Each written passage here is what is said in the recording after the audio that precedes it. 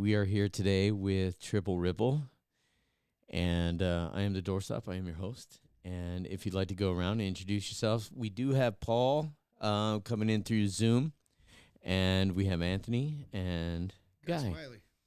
Guy Smiley. Yes, sir. Was that named after the Muppets? Icon to the scene. Yeah, I guess. I don't know if it was really after the Muppets, but that's what I yeah, because I Guy, smiled a lot. Guy Smiley was on the He has Muppets. Nice Yeah. teeth. So Guy Smiley right. immediately. All right. So you were talking about how you guys met at Stupac's World, way back when, which is now just the stratosphere, that's right? one of the Stratosphere. early gigs where we bumped shoulders and It was Social Distortion at Bob Stufak's Vegas World, and I don't know how that showroom became available to it, but I think that was the first and last punk rock gig there. Oh, really? Yeah. About Did what? you go to that, Paul, by any chance?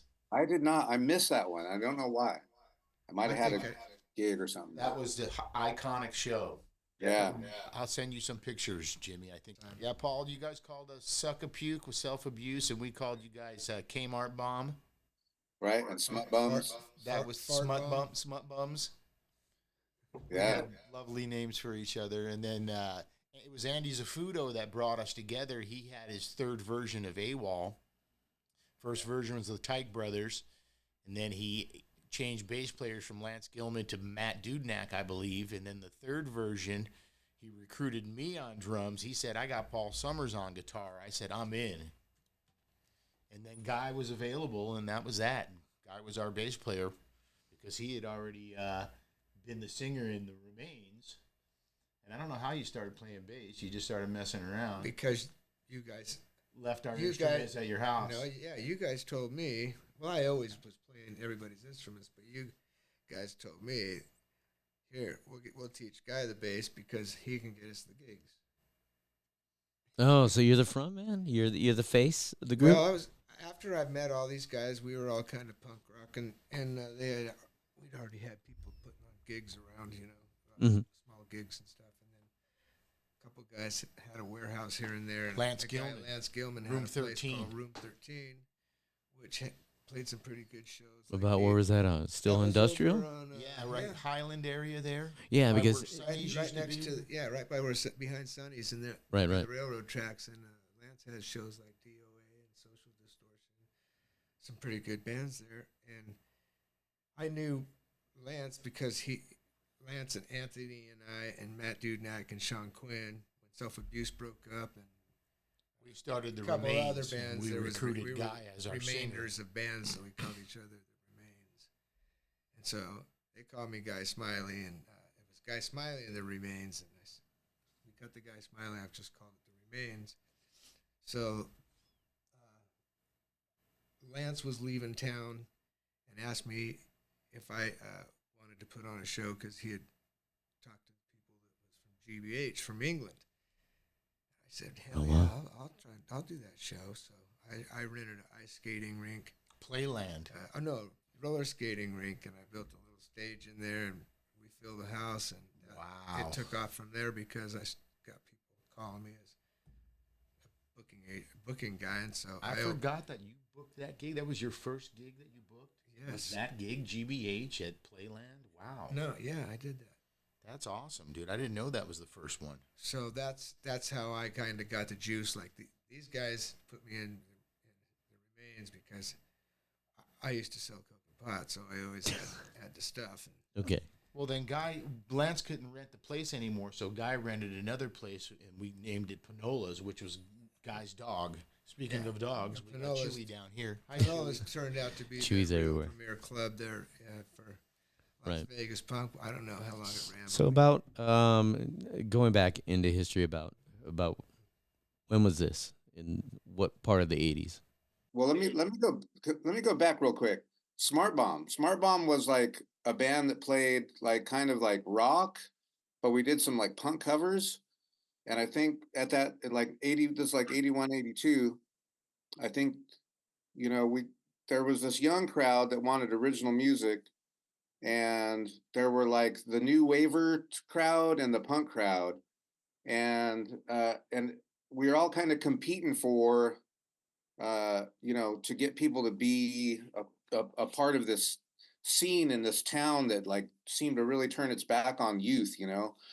And so I think that there was like a competitiveness at first, and then what happened is we somebody in our band got a was it a self-abuse he had canceled? I think it was like at a VFW hall. Remember that, Anthony? Yeah, something like that. And then it turned into like a real sticky rivalry, you know. And the thing for me is like I went to the first at least punk gig that I knew of, which was at JJ's house over by Gorman. And like I knew I wanted to be a part of this scene, but now my band is in the hate zone. And Smart Bomb eventually breaks up, started a new band called Spy Sex, and we were kind of like cramps, psychobilly sort of sound. And we wanted really bad to like get these punk gigs.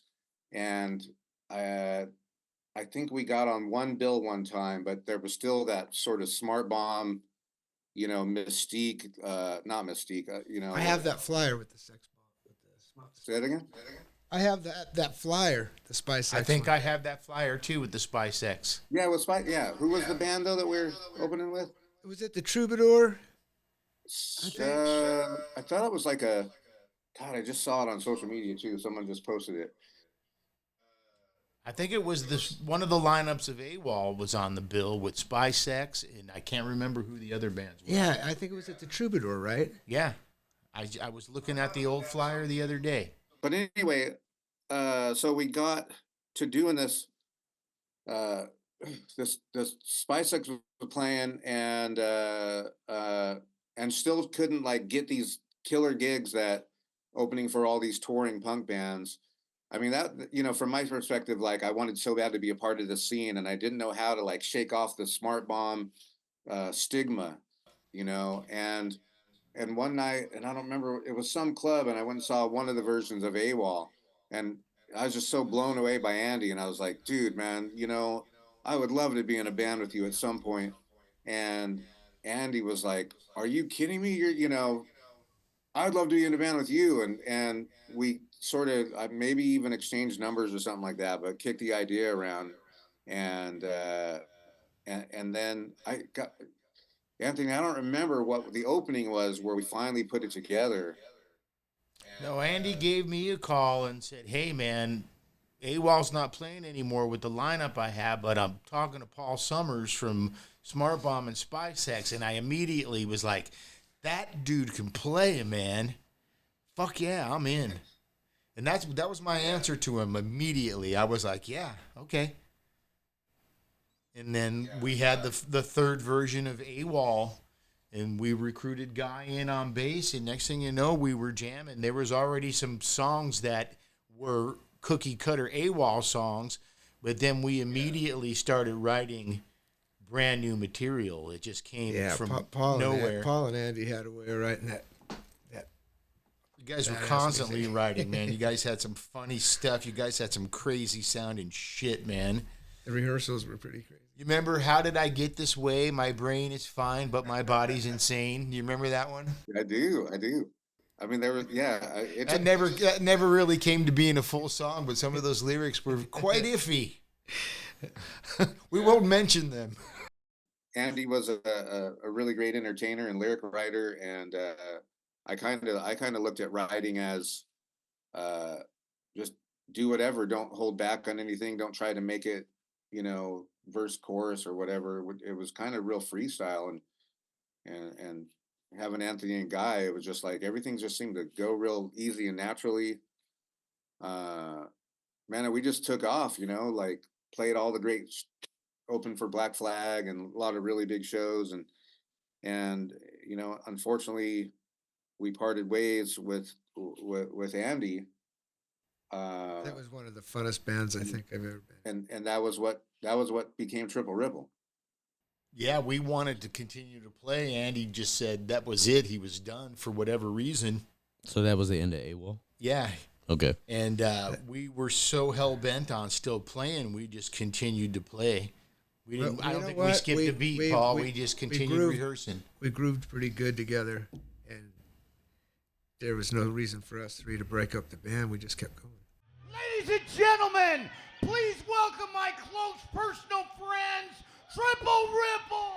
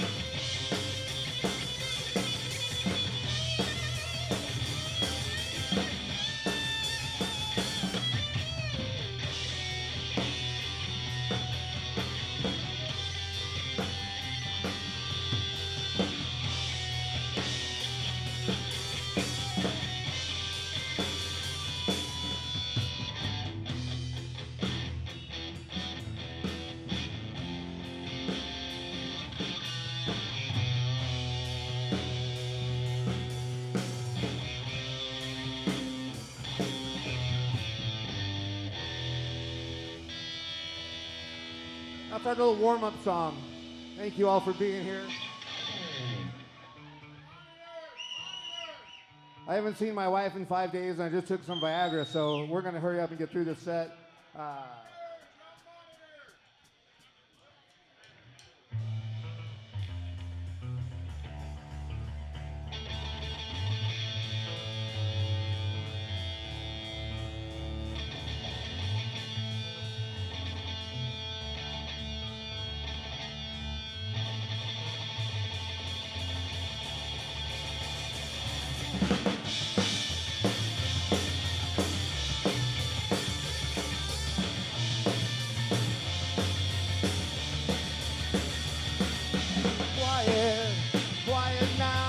Drop it all, that Indian vow. I must admit, you had me fooled.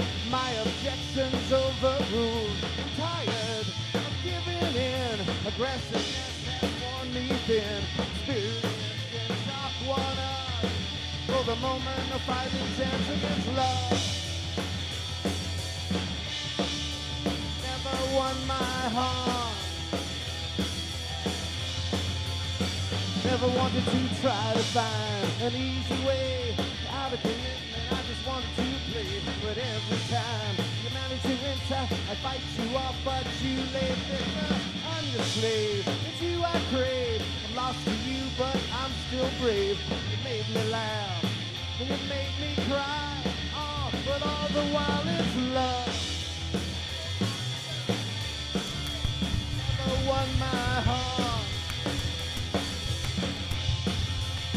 Never wanted to.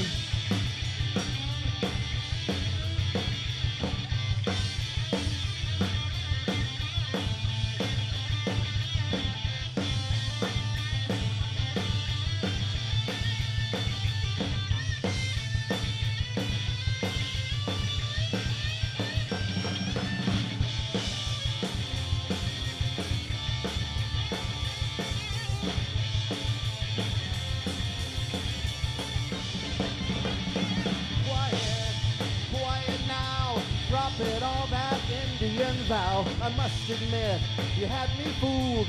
My objections overruled. I'm tired of giving in. Aggressiveness has worn me thin. Experience can chalk one up. For the moment, a fighting chance against love. Never won my heart.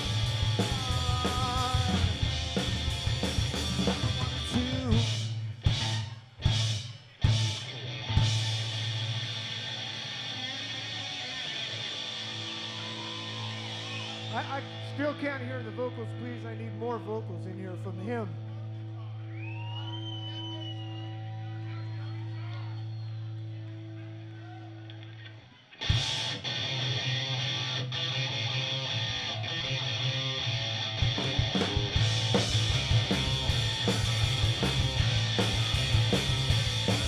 Your face, is it as big as mine? I'm the son of a bitch, baby. I like to have a good time. Baby, you make me feel so good. Yeah, you make me feel alright. On your knees.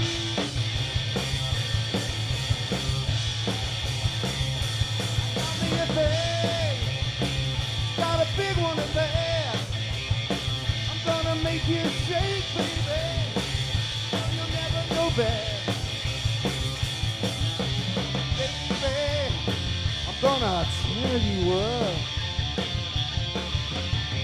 Baby, you're right on earth. When you call. Oh yeah.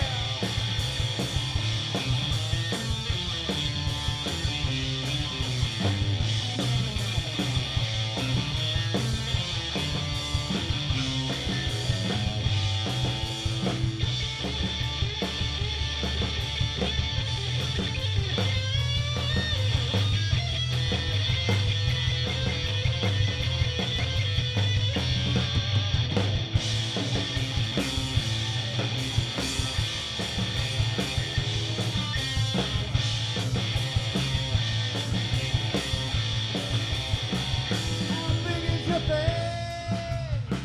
Is it as big as mine? I'm a cocky son of a bitch, baby. I like to have a good time. Baby, you make me feel so good. Baby, you make me feel alright, alright, alright.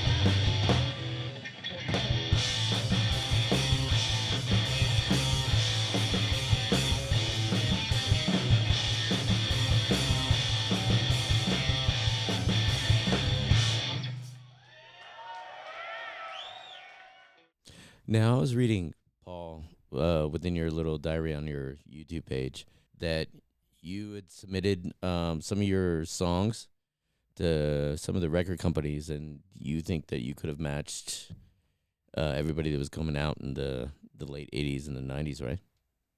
Is that true? Yeah, yeah. Uh, sure, I can speak to that. Okay. I mean, I, so we had this. I mean, the bottom line. I don't know. Yeah, Paul, you got me filling Dave Grohl's shoes. Let's hear about it. Right. Well, we had a great scene, and super supportive, and many thanks, till the day I die, of like the people that came to the shows over and over and over again.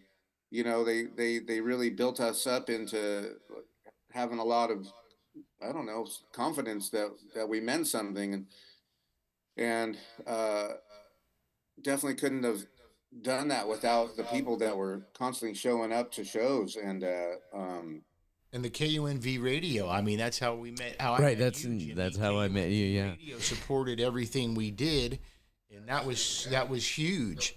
so it was like it was easy to be, well, we were kind of like big fish in a small pond, and it was kind of like, why even go beyond this? uh and yeah, I think there was a Facebook post I made, talking about how, we had all the right elements, but I think a little bit early, because Triple Ripple, probably our main years were 87, 88, a little bit into 89, and I was speaking to like Nirvana coming out in 91. That's when the Nevermind album came out, and it, having this massive success, and just going, this is what we were doing 4 or 5 years ago. Like had we had that, and I know maybe it sounds cocky, I just have a lot, I believe like Triple Ripple is especially a really good band with really good songs, a lot of energy, powerful live performances, live shows. And I mean, we could have been, I don't know about Nirvana's level, but you see some of these bands that are touring today that were around in the 80s. And uh, I, sometimes I think, man, if we would have stuck together, we could have done something like that. I don't know if it was ever, uh, I mean, I don't know how bands stay together 25, 30 years, but, you know, but we're all still friends. And yeah, I don't know. I mean, does that kind of answer? Kind of, sort of. That works. Yeah, That works. man. That says a lot. That says it all. And if you're coming back to the, how do bands stick around for 25, 30 years, all along. And then you guys just recently played a show here in November. Yes. Downstairs at the Backstage Bar and Billiards. And it was a reunion show. We're lucky to have friends like Danny Breeden that put stuff like that Right. together, and lucky to still be alive and we're breathing. So, hell yeah, we're going to do the show when we're invited. Absolutely. Privileged. And then you guys were just killing. You were just hopping all over the stage, Paul. You still have that energy. I'm not dead yet, man. No.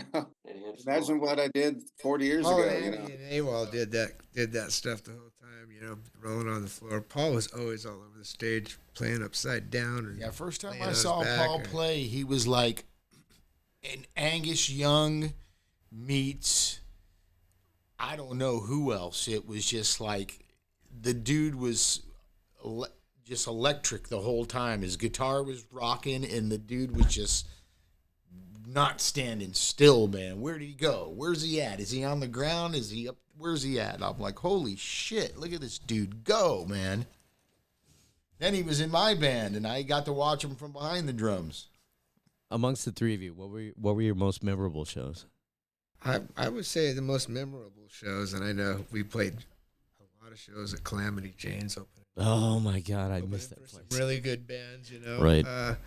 We got to do that a lot, but some of my favorite shows were either at the Cooler Lounge or the sports pub, stuff like that. Right. There was years where we played a lot of cover songs, and we became a cover band. Oh, really? And but we still threw in our originals as well. But we did it because for the work, and it was it was almost pitiful to a certain extent, but it was still something we wanted to do, and the fun that we were having doing it kept us going. Yeah. There were Sneakers was another place that we had some really like absolutely sold out, naked people on stage.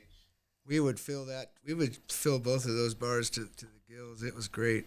That college scene was amazing. I don't know, just those kind of shows to me rather than, playing nice shows at Calamity Jane's and stuff was pretty cool, but Right. those when you go out and people were really digging the music, you're not opening for somebody, you're out there and you see a club just packed to Now, the gills. talking about the KUMV days, what about, Maryland Parkway?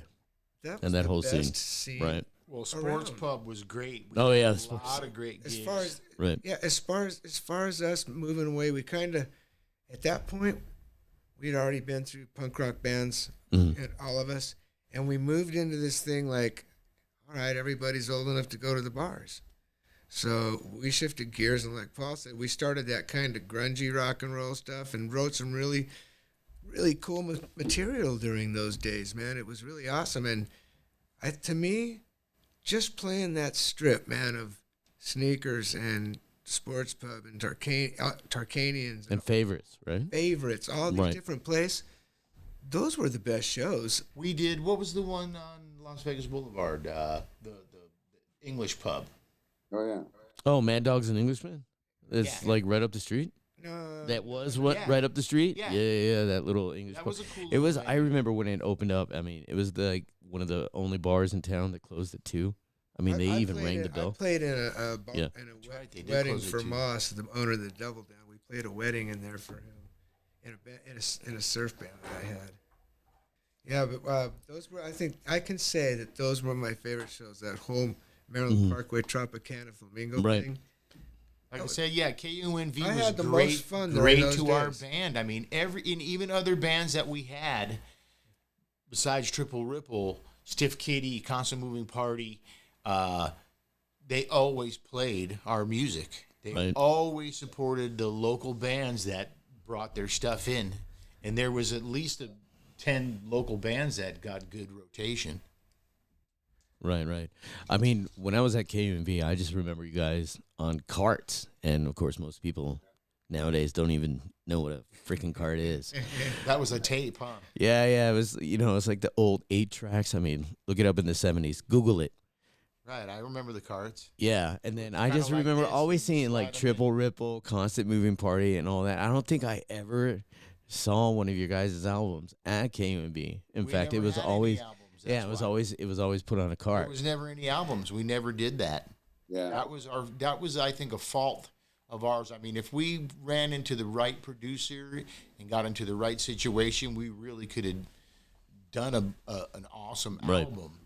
We did some cool demos, but we never actually focused on doing a record. So speaking of creating a record, when I met you, you were the first person that ever taught me about mixing and recording bands.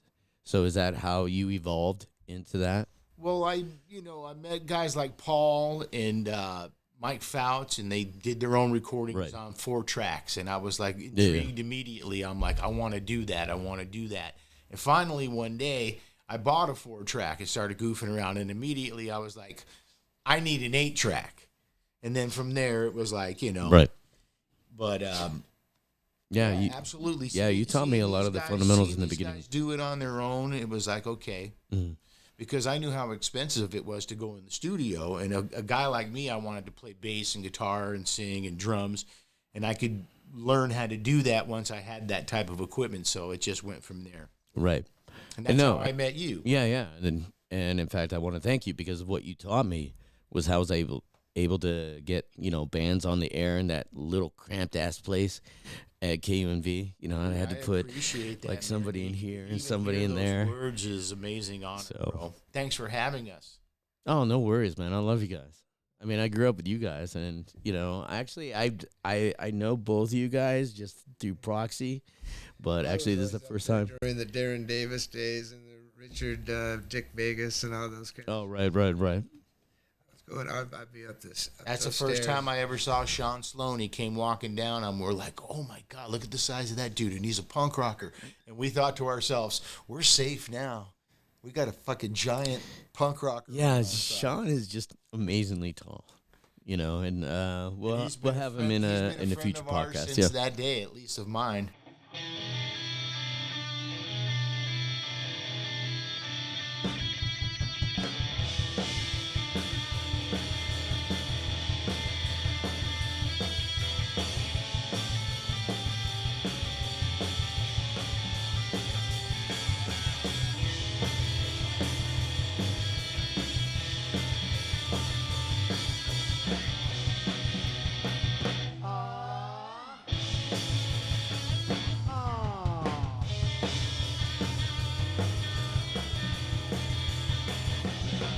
Well, we used to hang out after school. You got a new haircut and you thought you were cool, baby. I know that you tried. When we put you down, you kept it inside. We make fun of you. We're just putting you down, teasing you till you say, Rob. Oh.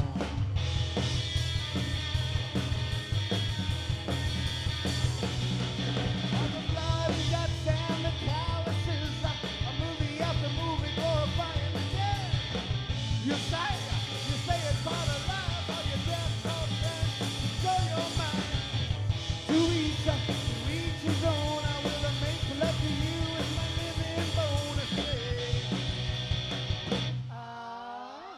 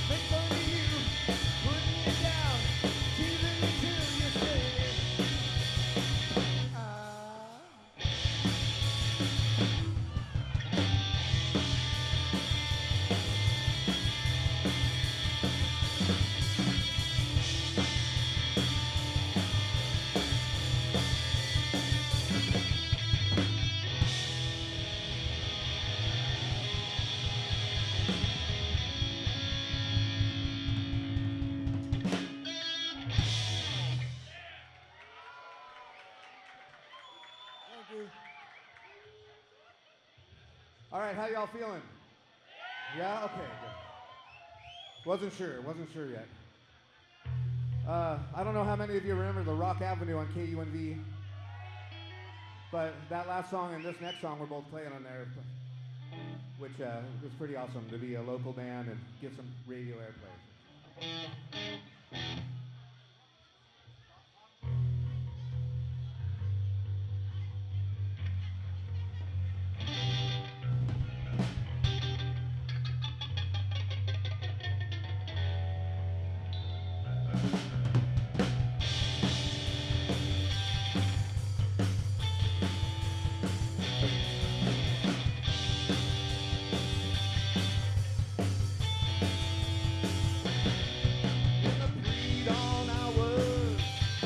On your bed, our conversation reverbed through tears we shed. But then a thought ripped down my spine. Should I consider your mind? It's so easy for a fool to lead the blind. Was it something you said that popped inside my head? You said never, never.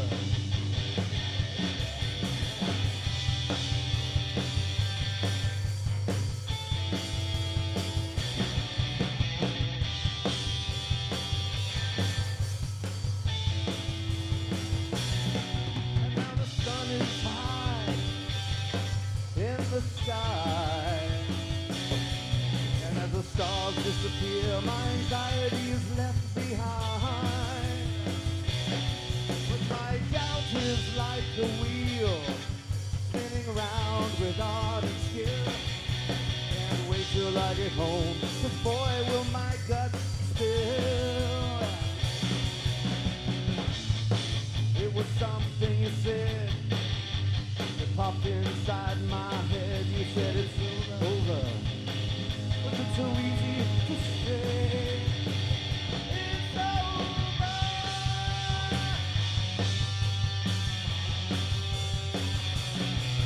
It's over.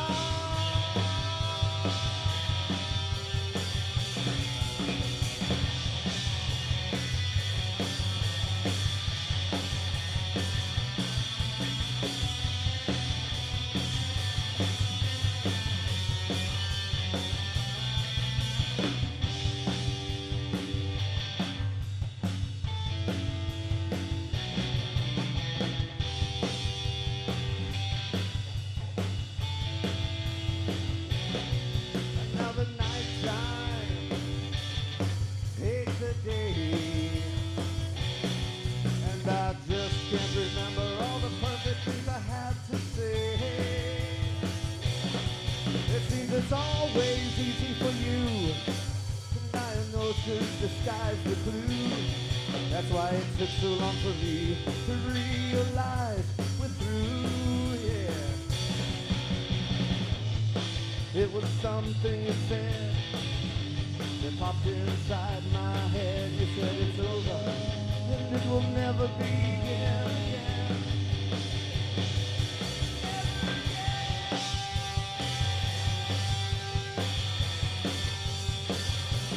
Never again, never again. Oh.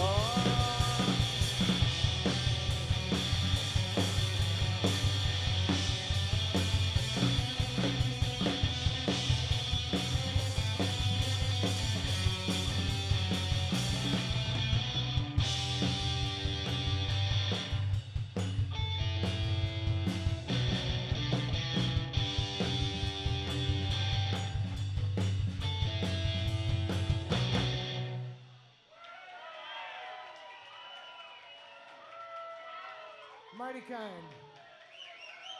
We switched to a really different music vein this fall. I play in a band nowadays called Big Like Texas, Okay. and we got asked to play this thing called the Tacopa Takeover. It's out at the Tacopa Hot Springs Right. on the other side of the border, out by the Cali Nevada border. Yeah, I know where it's at. Yes. And so they had it's for their 9th year. They had a festival there, Mm. and we played it the year before. And the guy that puts it on said, "What? Triple Ripple's playing downtown tonight?" And he says, "Why don't you guys come out and play at the festival tomorrow?" So we went downtown and put on that show and took Triple Ripple out and played at the Hot Springs on that festival, which was really super. That fun. was the next afternoon. Oh, really? Yeah, Like yeah, after you this played was in the November. reunion. Yeah, we had. So how did your bodies take it? We Well, did all right. You know what? The thing was, Anthony and I would practice Right. together. And then when Paul comes to town, it usually kind of jibes together. Once in a while, you know, I'll dub it or something. But it worked out really fun and playing the festival. So now we're going to probably do it next year. So throughout these years, all three of you guys can answer this. What have you been up to? I mean, the Triple Ripple, and then you guys coming back and forth. So you were just talking about Big Lake, Texas, right? Right. Anthony, you're setting up a recording studio, as far as I know. Well, I've been recording for Yeah. many years, but never able to really get it completely established as a business or anything like that. But I've been in and out of a few groups, cover bands, and I had a couple original bands. And I was playing guitar and singing, actually. It was different for me. And like I said, lucky to still know these guys and have the reunion and then be able to jam with Guy once in a while and maybe a few other friends. I got some guys in the studio now. How about you, Paul? Triple Ripple. Uh, uh, what have I been doing since I moved up to Portland? I had taken a lot of the songs that I had written over the years that were kind of like singer-songwriter-ish and put them on a CD, and I started touring and selling CDs out of the trunk of the car, so to speak. So traveled a lot of the country, got a lot of airplay on stations with that. 2003, I had my daughter, and pretty much took a break from music for about 10 years, and then I think it was maybe Danny got a hold of us or something, but we did this AWOL reunion. I think we did that first before a Triple Ripple reunion, right? That's right. Andy came and rocked with us, and we had a blast. Yeah. So been coming back to, my hometown, back to the roots in Vegas and seeing my good friends. And then now they've put the punk rock museum there, and that's just, to me, that's just it's added validity that what we were doing in the 80s was important, that it mattered to a lot of people.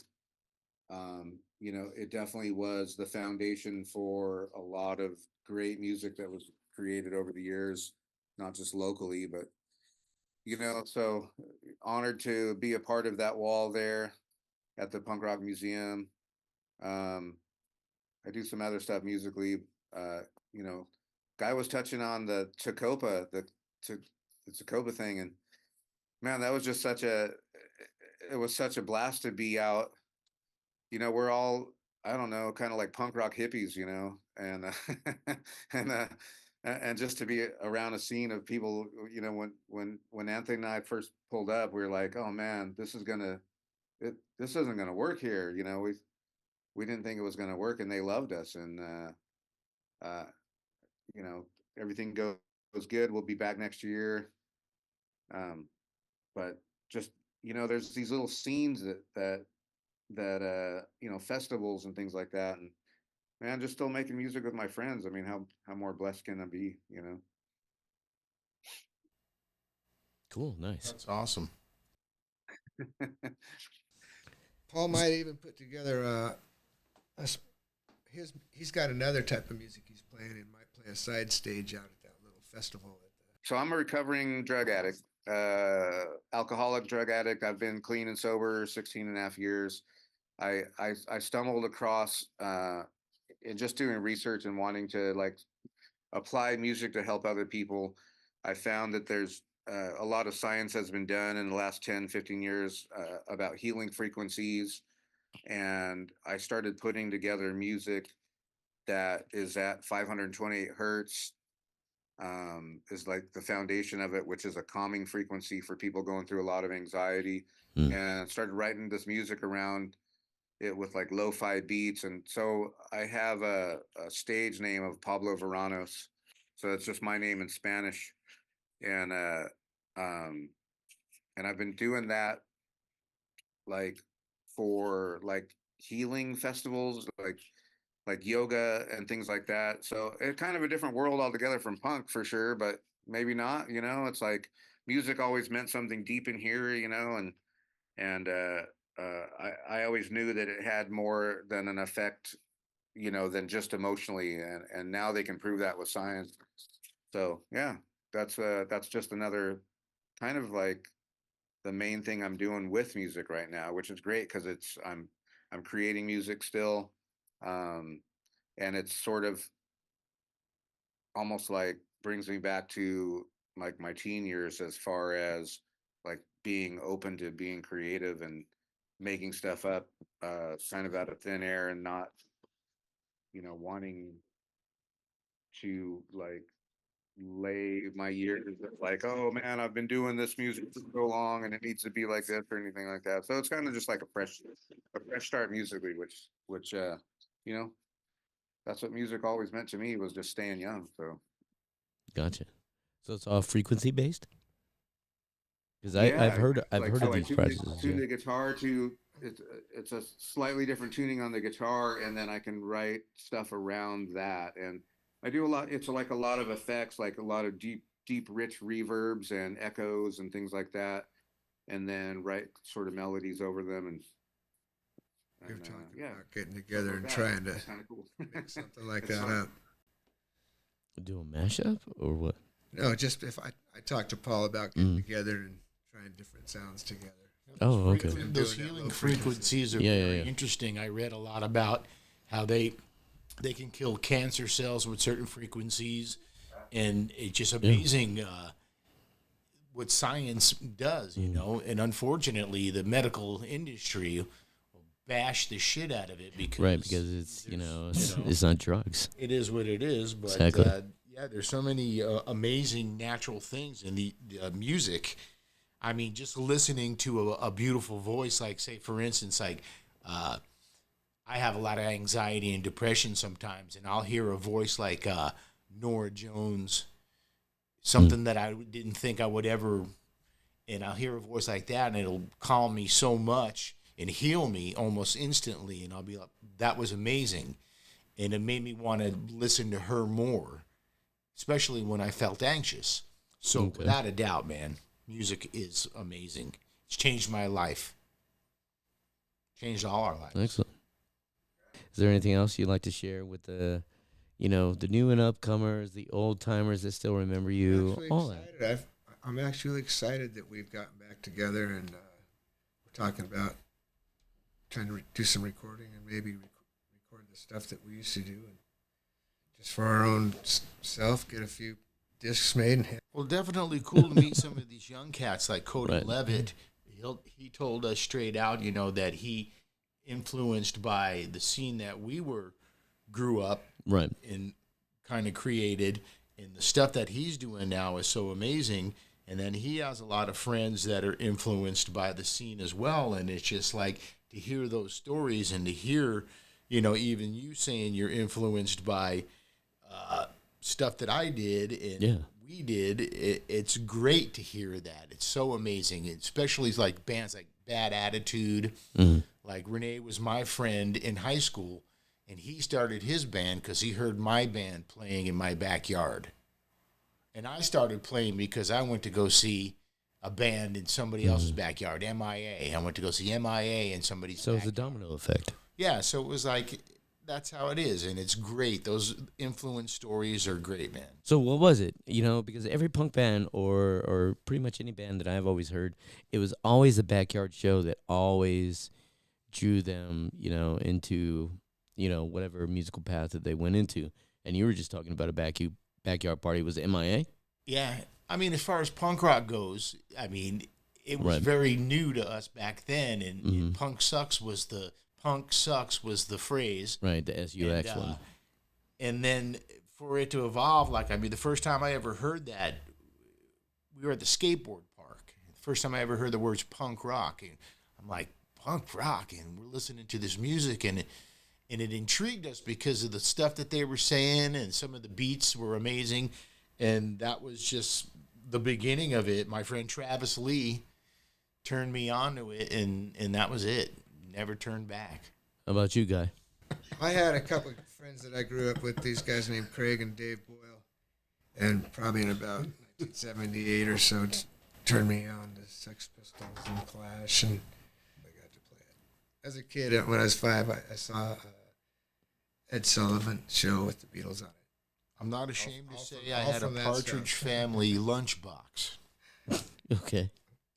I had That's a how $6 I million got into man it. That lunchbox. sparked So, it. you Now, know. here it is, 40 years later, and I play in 2 bands right now, and the third one when I play with these guys. But Nice. I play in 2 bands around town, the Big Lake, Texas, and And what's the other one? the Way Outs. We were a surf band back in the 90s around here. Right. I mean, I remember the way out. Jeez, Played at man, the you're Double here, Down and all then the time in and the then the bar. evolution of constant moving party. What was that? What was that you were talking about? Oh, wait a minute. I got to get back to Paul and what was his No, part? Wait. When Triple Ripple Yeah. split up, we all went different ways, and I got in with Jili Locatelli and Geely was Started- Subterfuge, and started then they up were Constant Moving Party. Constant Moving Party. Did Geely have something in between there? Oh, Herd of yeah, Lemmings? He had a lot of stuff between there. So how about you, Paul? What was your spark moment? Well, for locally, because we're talking about backyards, um, there Kevin Curry was in a band called Freelance, I think it was called, and it was like a total rock, like late '70s sort of Judas Priestish kind of. Well, he'd probably hate me for saying that. Just like rock. I saw him at Italian American Club, I think on Sahara is where that is, and I was like, isn't that place still around? I think Yes. it's still there. Yeah, It yeah. sure is, man. yeah, he was just such a monster on the guitar, and I was like, man, oh my gosh, that's what I want to do. And then I went to a backyard party, and it was the Osiki brothers who got into the Generics, and I cannot remember what their band was before the Generics, but they're just so talented. And again, another great guitar player. But really, the power moment was me and my friend Mark Huff. We went to go see Black Flag at the Stone in San Francisco, and that was the whole everything changed for me. It's like this is seeing Greg Ginn on the guitar, and just going, oh my God, you can do that with a guitar, like.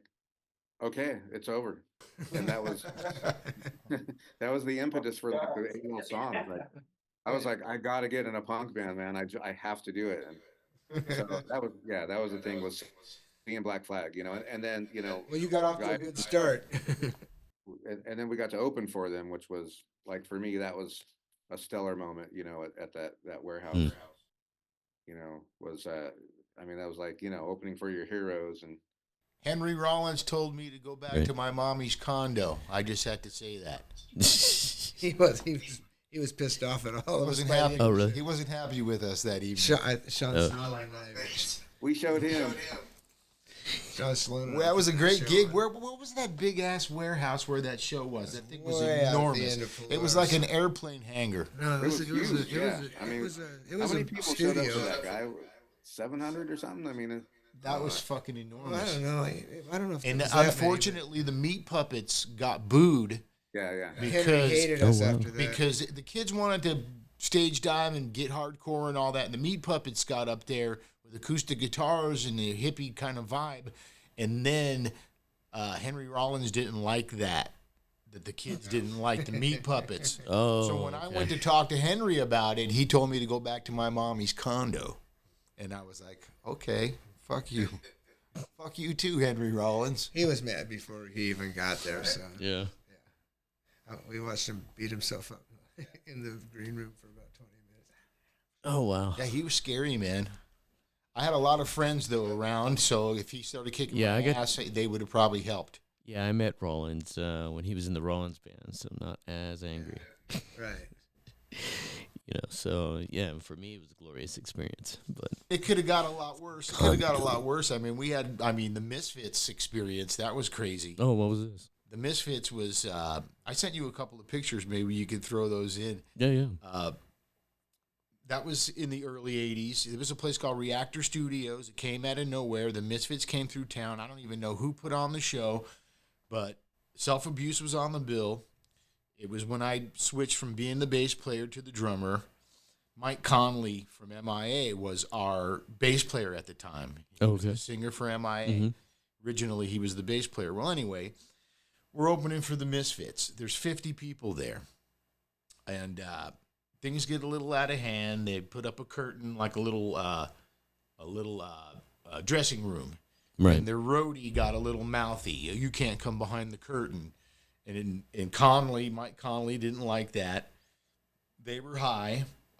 Conley and Samson were high on mushrooms and alcohol. And it just escalated from there. The rock star attitude, Conley didn't like it. And it turned out where Conley vandalized their van before he left. And I thought the Misfits were going to kill us. And I got the fuck out of there. But we got to open for the Misfits. Got to see the Misfits. That was the Misfits story, ladies and gentlemen. All right. Back to the Triple Ripple story. All right, Triple Ripple story. Dun dun dun.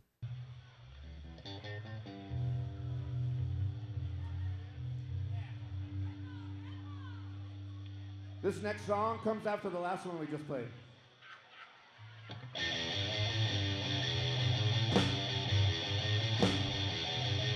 I seem to have a problem with all the pretty girls. They only like me for my cheap thrills. Am I not like them? Don't I feel? Well, deep down inside, I'm really not that bad. They never want to take me home to meet their mom and dad. Am I not like them? Don't I fit?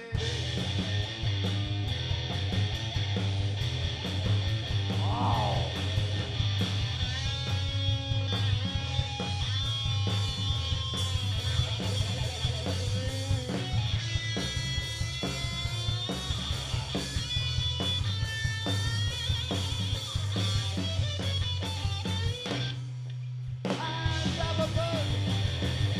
It's fast with all tires. I'd never be content with Billy Squire. Am I not like him? Don't I fit? Oh, shit.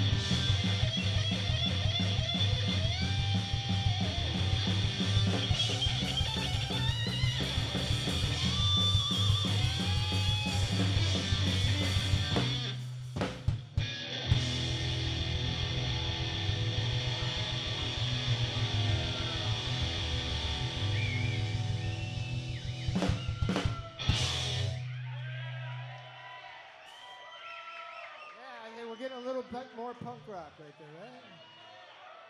That was satisfying with the punk rock.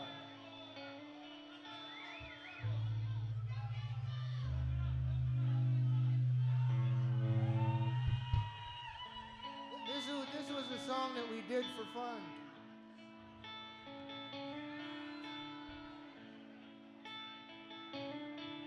That fucking cocksucker John Denver stole this song from us. We never got the money for it. I swear to God, that motherfucker.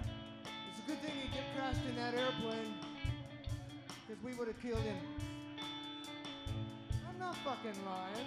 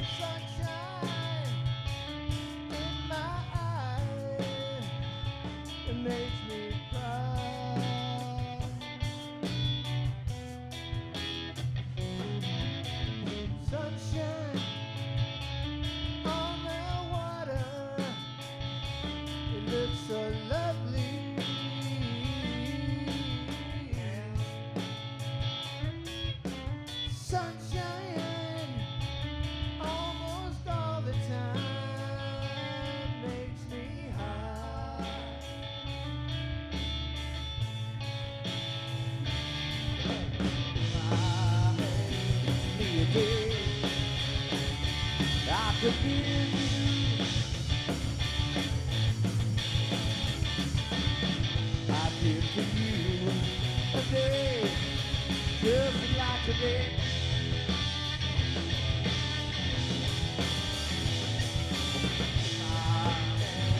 Me a song that I've been singing for you. I sing a song that would make me feel this way. Sunshine on my shoulders, it makes me happy. I said sunshine on those eyes makes me cry. Sunshine on my water, it looks so lovely. Sunshine almost all the time makes me high.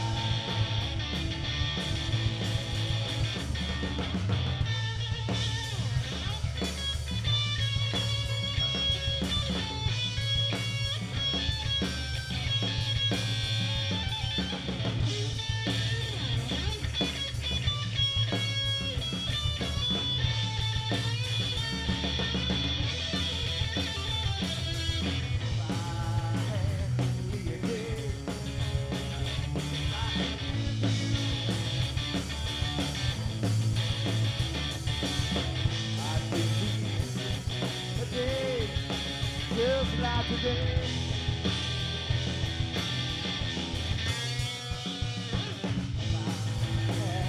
Me a song, a sweet song I can sing for you. Whoa, I sing a song that can make you feel this way.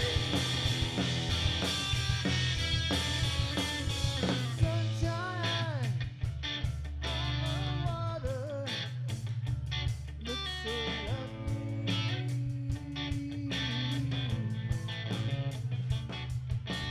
Sunshine in my eyes makes me cry.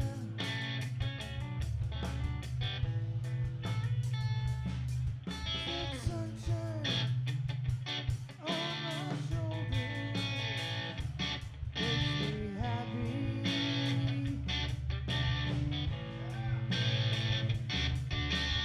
Sunshine almost always makes me high.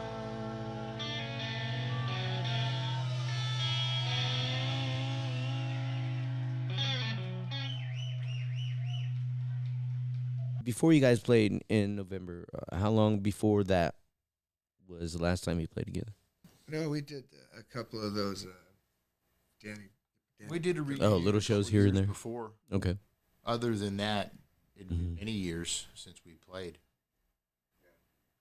It's kind of cool though when we sit down and you start playing. Was it like riding a bicycle? And you Comes just right back to you. right back. You know, you got a couple little hiccups. You're right. Gotcha. So, any parting words? See you, Paul, even though it's over a corn pewter.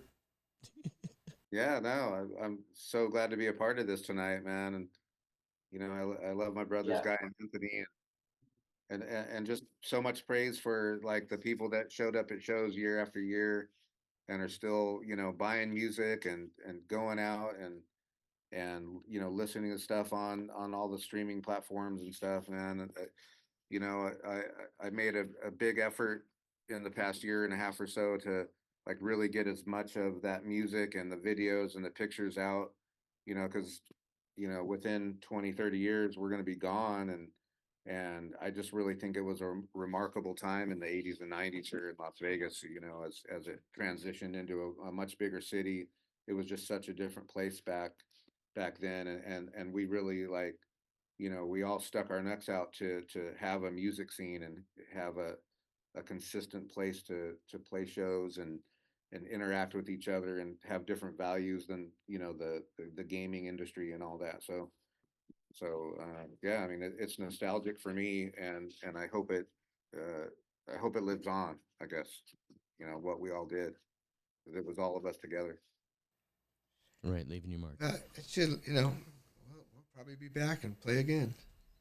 And I'll be here.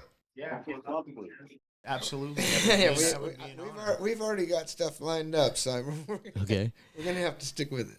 All right. So one more thing. Anything you guys want to promote, pitch? Not Hudak until- Records. Hudak Give me a Records. call. Not until it comes up. We'll put our punk rock masterpiece together. All right.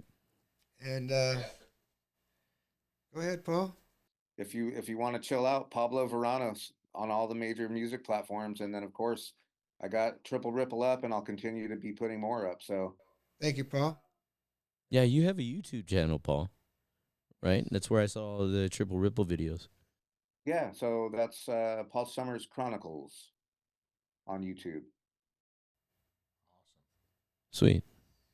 Oh, and until you hear from Triple Ripple again, come out and see Big Lake, Texas. Yeah, for sure. It's a great On the band. way out. Really a great band, Big Like Texas, man. They got like 9 guitar players, but they all play a different part. It's amazing. And they do a kick-ass version of Say Ah. Oh, really? Nice. Yeah, Excellent. Well, thank you very much. I am the Doorstop, and I've been here with Triple Ripple, who was gracious enough to help me break into this podcast scenario biz, whatever you may call it. And Right on. I'd like to Jimi thank the you guys very much. Doorstop. Yes, I am the Doorstop. Oh, man. Yeah, I'm bringing back the radio name. What do you think? Hey, I like it, man. I haven't used the Doorstop in I remember 20 that. some years. As resined out as my brain is, I remember that. Thank you very much, brother. Yes, thank you very much. Alrighty. All right. Good night, Paul. Good night, you guys. Love you guys, man. Peace out. Punk you.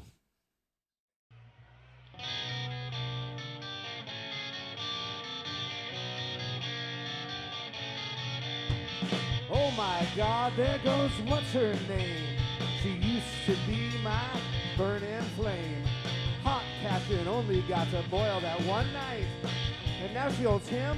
I'm a little bit upset. You can look, but you cannot touch. You cannot touch. You can look, but you cannot touch. Cannot touch. Hey, you cannot touch.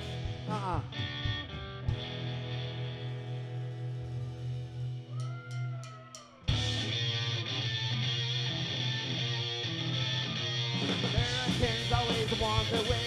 They always want what they can have. Be it a car, be it a ship. They always want what don't belong to them. You can look, but you cannot touch. Cannot touch. You can look, but you cannot touch. Cannot touch. Cannot touch.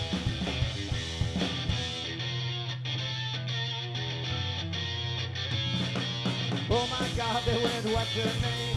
Used to be my burning flame. Hot passion only got to boil that one night. Now she goes Jim, I'm pissed, you can look, but you cannot touch. Cannot touch, you can't look. Cannot touch.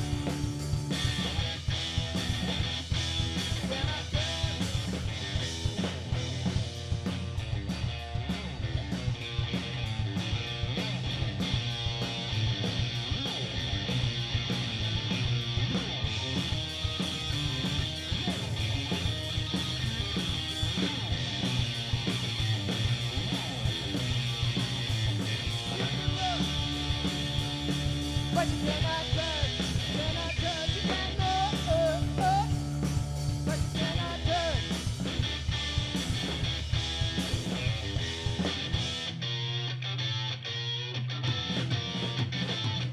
Americans always wanting our way, always wanting the shit that we can't have. Be it a house, be it a country, always want what don't belong to us. You can look, but you cannot touch, cannot touch. You can look, but you cannot touch, cannot touch.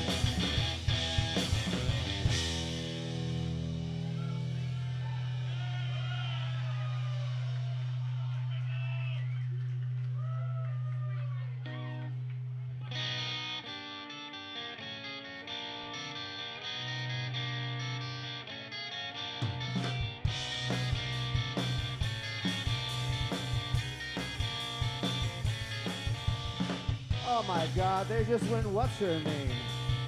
You know, she used to be my burning flame. That hot passion only got to boil that one night, you know, in her car. And now she holds him. I'm not even jealous. Hey, you can look, but you cannot touch. Cannot touch, you can look. Woo! But you cannot touch. Cannot touch. Cannot touch. Keep your fucking hands off. That's how you deal with that shit.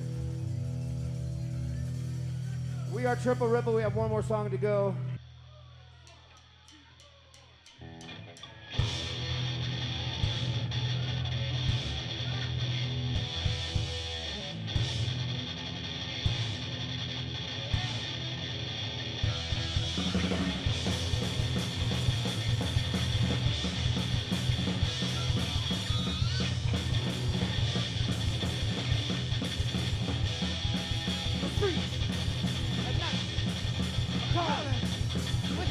Creatures, they reek a piss in their minds.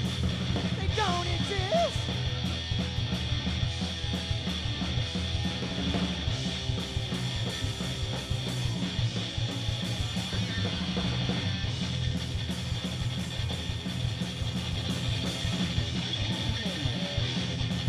I'm crawling at night with nasty creatures, they reek a piss. Their minds, they don't exist.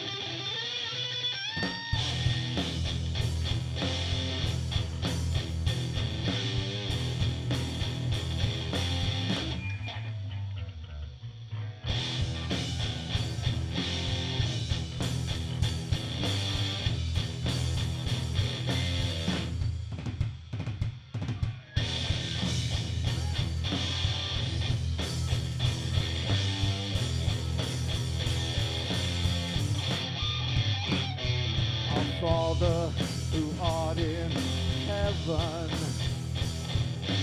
hallowed be thy name. come, thy will be done on earth as it is in heaven. Or something.